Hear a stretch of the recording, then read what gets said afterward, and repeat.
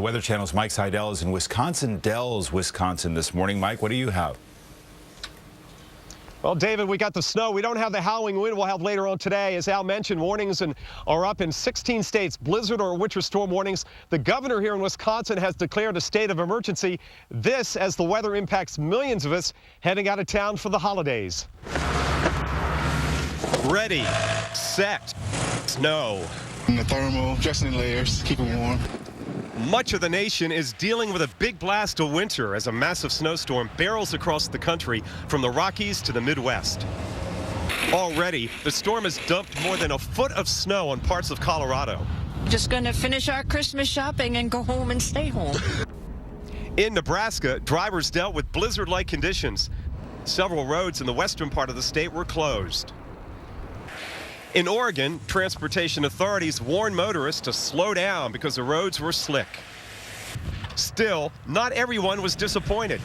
You get to have a lot of fun in it, like building a snowman, having a snowball fight.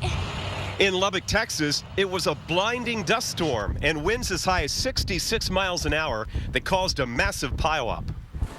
Here in Wisconsin, shoppers in Madison jammed grocery stores, preparing perhaps to be snowed in just days before the Christmas holiday. And I got some groceries for the rest of the week, because who knows how long we're going to be snowed in. The unwelcome prospect of travel delays forced some folks at Chicago's O'Hare Airport to change their holiday travel plans. I am so relieved to avoid this storm. It looks like it's going to be really bad. Chicago's Snow Command officials are bracing for the worst. It's been a mild start to winter so far, and plows, salt spreaders, and shovels will get their first real test of the season. I guess we're finna find out why it's called the Windy City in the morning.